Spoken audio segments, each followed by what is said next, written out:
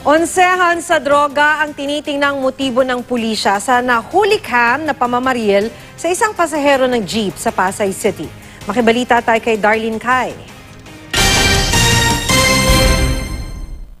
Kuha ito ng CCTV sa kahabaan ng FB Harrison Street sa Pasay City mag-aalas 11 kagabi.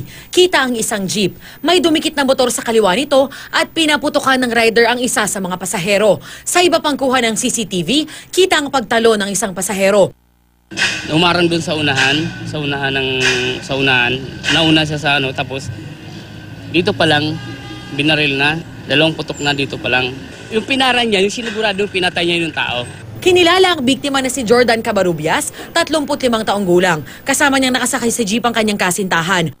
Saka sumigaw yung babae na, yung sigaw niya, parang shock siya. Napatay yung kasama niya. Dinala ng jeep ang biktima sa Pasay City General Hospital kung saan idineklara siyang dead on arrival. Nakuha mula sa crime scene ang 3 basyon ng bala. Ayon sa Pasay Police, tukoy na ang suspect sa pamamaril. Base raw sa kanilang inisyal na investigasyon, may kinalaman sa illegal na droga ang insidente. Posible umanong hindi nakapagbigay ng pera ang napatay na biktima. Kasalukuyan pang tinutugis ang suspect. Wala namang ibang nasaktan sa insidente. Darlene Kai, GMA News.